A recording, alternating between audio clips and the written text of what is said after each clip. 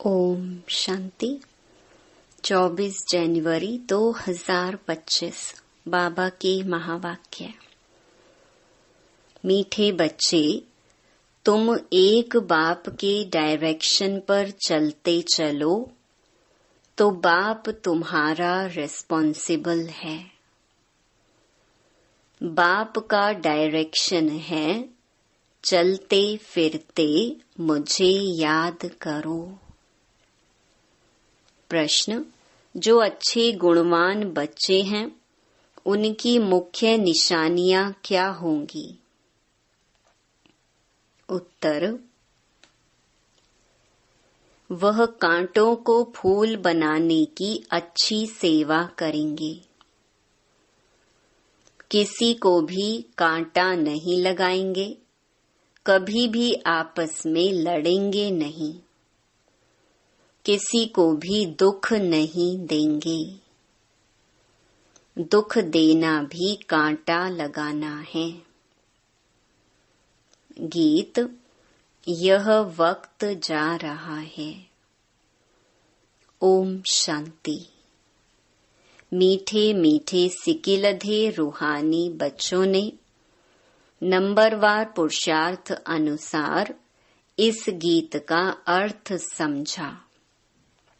नंबरवार इसलिए कहते हैं क्योंकि कोई तो फर्स्ट ग्रेड में समझते हैं, कोई सेकंड ग्रेड में, कोई थर्ड ग्रेड में। समझ भी हरेक की अपनी अपनी है, निश्चय बुद्धि भी हरेक की अपनी है। बाप तो समझाते रहते हैं, ऐसा ही हमेशा समझो कि शिव बाबा इन द्वारा डायरेक्शन देते हैं। तुम आधा कल्प आसुरी डायरेक्शन पर चलते आए हो। अब ऐसे निश्चय करो कि हम ईश्वरीय डायरेक्शन पर चलते हैं तो बेड़ा पार हो सकता है। अगर ईश्वरीय डायरेक्शन ना समझ मनुष्य का डायरेक्शन समझा तो मूंझ पड़ेंगे।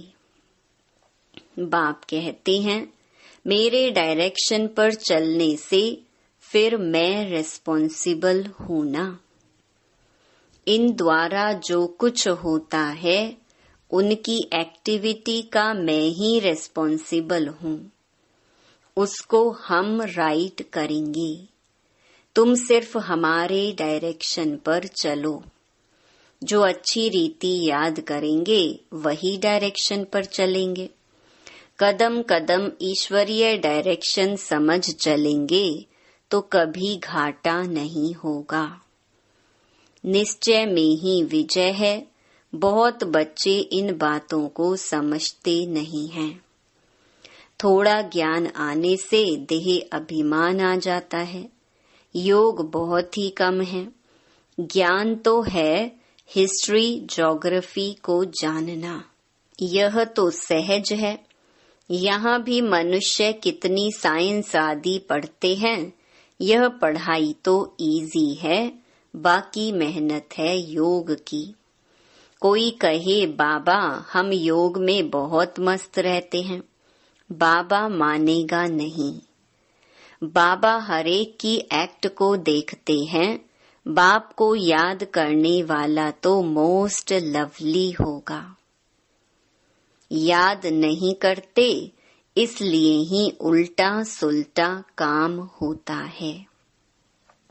बहुत रात दिन का फर्क है। अभी तुम इस सीढ़ी के चित्र पर भी अच्छी रीति समझा सकते हो। इस समय है कांटों का जंगल, यह बगीचा नहीं है। यह तो क्लियर समझाना चाहिए कि भारत फूलों का बगीचा था। बगीचे में कभी जंगली जानवर रहते हैं क्या? वहां तो देवी देवता रहते हैं। बाप तो है ही हाईएस्ट अथॉरिटी और फिर यह प्रजापिता ब्रह्मा भी हाईएस्ट अथॉरिटी ठहरे। यह दादा है सबसे बड़ी अथॉरिटी। शिव और प्रजापिता ब्रह्मा। आत्माएं हैं शिव बाबा के बच्चे और फिर साकार में हम भाई बहन सब हैं प्रजापिता ब्रह्मा के बच्चे। ये है सबका ग्रेट ग्रेट ग्रैंड फादर। ऐसे हाईएस्ट अथॉरिटी के लिए हमको मकान चाहिए। ऐसे तुम लिखो फिर देखो बुद्धि में कुछ आता है। शिव बाबा और प्रजापिता ब्रह्मा आत्माओं का बाप और सब मनुष्य मात्र का बाप। ये पॉइंट बहुत अच्छी है समझाने की, परंतु बच्चे पूरी रीति समझाते नहीं हैं, भूल जाते हैं। ज्ञान की मगरूरी चढ़ जाती है। जैसे कि बाप दादा पर भी जीत पा लेते हैं। यह दादा कहते हैं मेरी भल ना सुनो, हमेशा समझो शिव बाबा समझाते हैं, उनकी मत पर चलो। डायरेक्ट ईश्वर मत देते हैं कि यह करो, रेस्पॉन्सिबल हम हैं। ईश्वरीय मत पर चलो। यह ईश्वर थोड़े ही है, तुमको ईश्वर से पढ़ना है ना। हमेशा समझो यह डायरेक्शन ईश्वर देते हैं। ये लक्ष्मी नारायण भी भारत के ही मनुष्य थे। यह भी सब मनुष्य हैं, परंतु यह शिवालय के रहने वाले हैं, इसलिए सब नमस्ते करते हैं। परंतु बच्चे पूरा समझाते नहीं हैं। अपना नशा चढ़ जाता है। डिफेक्ट तो बहुतों में है ना। जब पूरा योग हो तब विकर्म विनाश हो। विश्व का मालिक बनना कोई मासी का घर थोड़े ही है। बाबा देखते हैं माया एकदम नाक से पकड़कर गटर में गिरा देती है।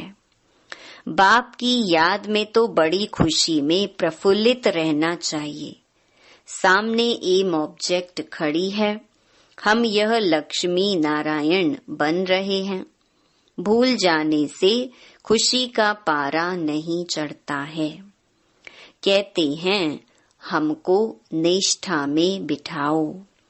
बाहर में हम याद नहीं कर सकते हैं, याद में नहीं रहते हैं, इसीलिए कभी कभी बाबा भी प्रोग्राम भेज देते हैं, परंतु याद में बैठते थोड़े ही हैं। बुद्धि इधर उधर भटकती रहती है। बाबा अपना मिसाल बताते हैं। नारायण का कितना पक्का भक्त था। जहाँ तहाँ साथ में नारायण का चित्र रहता था, फिर भी पूजा के समय बुद्धि इधर उधर भागती थी। इसमें भी ऐसा होता है। बाप कहते हैं चलते फिरते बाप को याद करो, परंतु कई कहते हैं बहन निष्ठा करावे। निष्ठा का तो कोई अर्थ ही नहीं है। बाबा हमेशा कहते हैं याद में रहो। कई बच्चे निष्ठा में बैठे बैठे ध्यान में चले जाते हैं, न ज्ञान न याद रहती, या तो फिर झुटके खाने लग पड़ते हैं। बहुतों को आदत पड़ गई है। यह तो अल्पकाल की शांति हो गई, गोया बाकी सारा दिन अशांति रहती है। चलते फिरते बाप को याद नहीं करेंगे तो पापों का बोझा कैसे उतरेगा। आधा कल्प का बोझा है, इसमें ही बड़ी मेहनत है। अपने को आत्मा समझो और बाप को याद करो। भल बाबा को बहुत बच्चे लिख भेजते हैं इतना समय याद में रहा, परंतु याद रहती नहीं है। चार्ट को समझते ही नहीं है। बाबा बेहद का बाप है, पतित पावन है, तो खुशी में रहना चाहिए। ऐसे नहीं हम तो शिव बाबा के हैं ना, ऐसे भी बहुत हैं।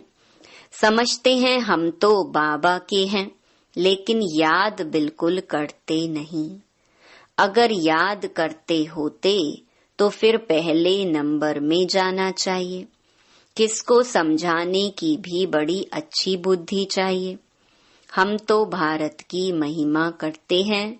नई दुनिया में आदि सनातन देवी देवताओं का राज्य था। अभी है पुरानी दुनिया, आयरन एज। वह सुख धाम, यह दुख धाम। भारत गोल्डन एज था तो इन देवताओं का राज्य था। कहते हैं हम कैसे समझें कि इनका राज्य था। यह नॉलेज बड़ी वंडरफुल है। जिसकी तकदीर में जो है, जो जितना पुरुषार्थ करते हैं, वह देखने में तो आता है। तुम एक्टिविटी से जानते हो, हैं तो कलयुगी भी मनुष्य, तो सतयुगी भी मनुष्य। फिर उन्हों के आगे माथा जाकर क्यों टेकते हो। इन्हों को स्वर्ग का मालिक कहते हैं ना। कोई मरता है तो कहते हैं फलाना स्वर्गवासी हुआ। यह भी नहीं समझते इस समय तो नरकवासी सब हैं। जरूर पुनर्जन्म भी यहाँ ही लेंगे। बाबा हरेक की चलन से देखते रहते हैं।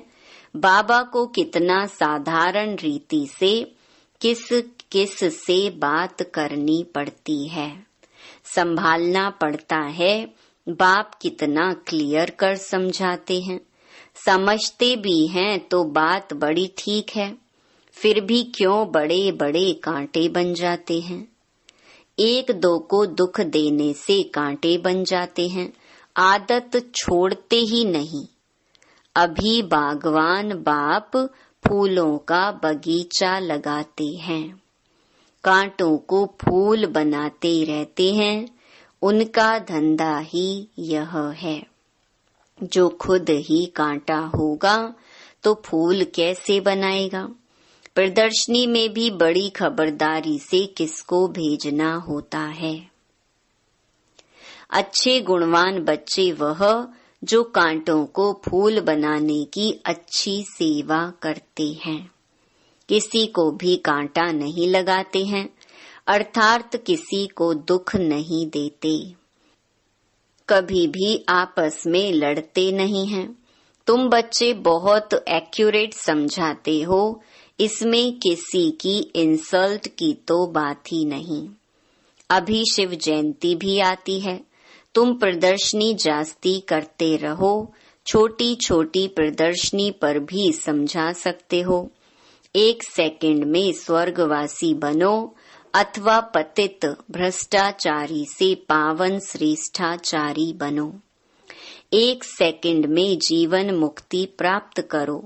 जीवन मुक्ति का भी अर्थ समझते नहीं हैं। तुम भी अभी समझते हो, बाप द्वारा सबको मुक्ति जीवन मुक्ति मिलती है, परंतु ड्रामा को भी जानना है। सब धर्म स्वर्ग में नहीं आएंगे, वह फिर अपने अपने सेक्शन में चले जाएंगे, फिर अपने अपने समय पर आकर स्थापना करेंगे। झाड़ में कितना क्लियर है। एक सद्गुरु के सिवाय सद्गति दाता और कोई हो नहीं सकता। बाकी भक्ति सिखलाने वाले तो ढेर गुरु हैं। सद्गति के लिए मनुष्य गुरु हो नहीं सकता, परंतु समझाने का भी अक्ल चाहिए। इसमें बुद्धि से काम लेना होता है। ड्रामा का कैसा वंडरफुल खेल है। तुम्हारे में भी बहुत थोड़े हैं जो इस नशे में रहते हैं।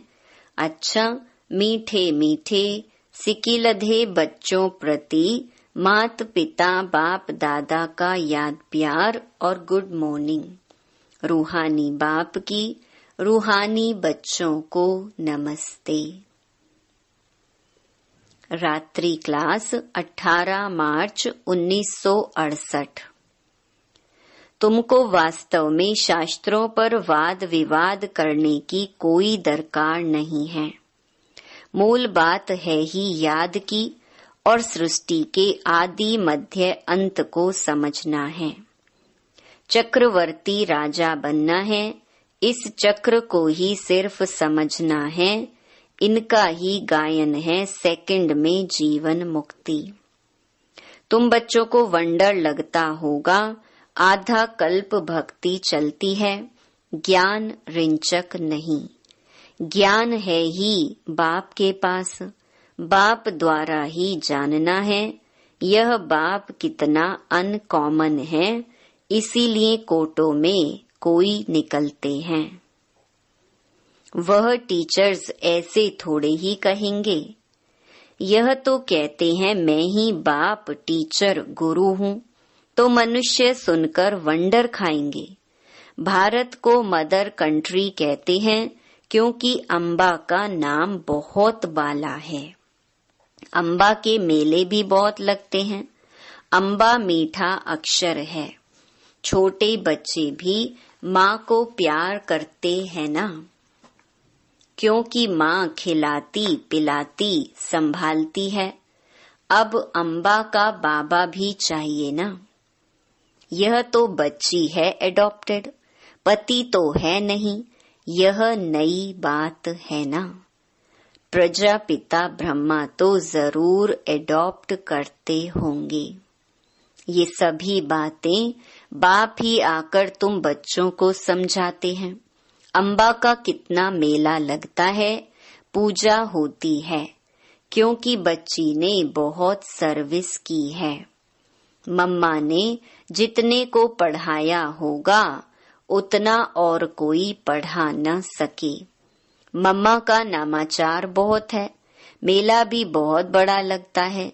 अभी तुम बच्चे जानते हो बाप ने ही आकर रचना के आदि मध्य अंत का राज सारा तुम बच्चों को समझाया है। तुमको बाप के घर का भी मालूम पड़ा है। बाप से भी लव है तो घर से भी लव है। ये ज्ञान तुमको अभी मिलता है। इस पढ़ाई से कितनी कमाई होती है, तो खुशी होनी चाहिए ना। और तुम हो बिल्कुल साधारण, दुनिया को पता नहीं है। बाप आकर यह नॉलेज सुनाते हैं। बाप ही आकर सभी नई नई बातें बच्चों को सुनाते हैं। नई दुनिया बनती है बेहद की पढ़ाई से। पुरानी दुनिया से वैराग्य आ जाता है। तुम बच्चों के अंदर में ज्ञान की खुशी रहती है। बाप को और घर को याद करना है। घर तो सभी को जाना ही है। बाप तो सभी को कहेंगे ना, बच्चों हम तुमको मुक्ति जीवन मुक्ति का वर्षा देने आया हूँ। फिर भूल क्यों जाते हो, मैं तुम्हारा बेहद का बाप हूँ।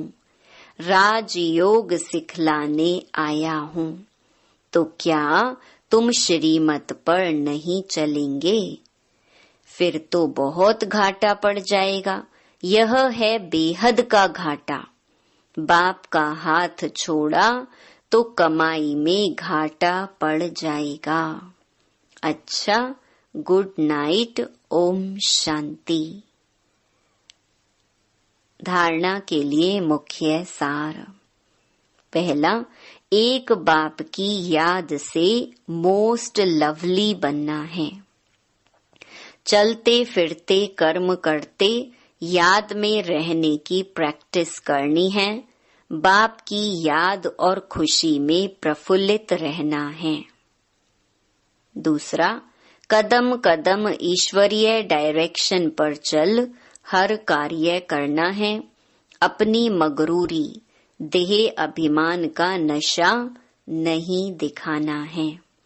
कोई भी उल्टा सुल्टा काम नहीं करना है। मूंझना नहीं है। वरदान, साधारण कर्म करते भी ऊंची स्थिति में स्थित रहने वाले सदा डबल लाइट भव।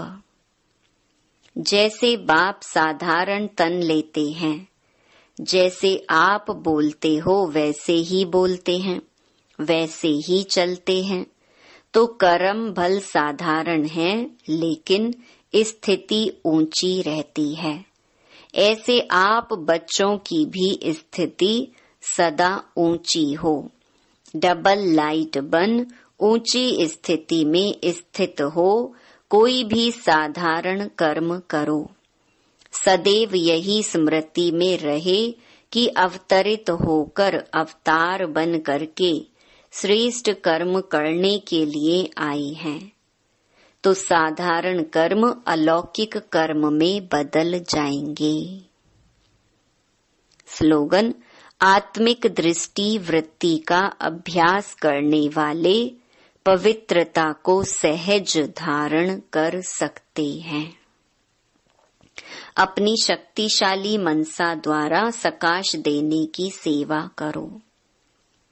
जितना स्वयं को मनसा सेवा में बिजी रखेंगे, उतना सहज माया जीत बन जाएंगे। सिर्फ स्वयं के प्रति भावुक नहीं बनो, लेकिन औरों को भी शुभ भावना और शुभ कामना द्वारा परिवर्तित करने की सेवा करो। भावना और ज्ञान, स्नेह और योग दोनों का बैलेंस हो। कल्याणकारी तो बने हो, अब बेहद विश्व कल्याणकारी बनो। अच्छा, ओम शांति।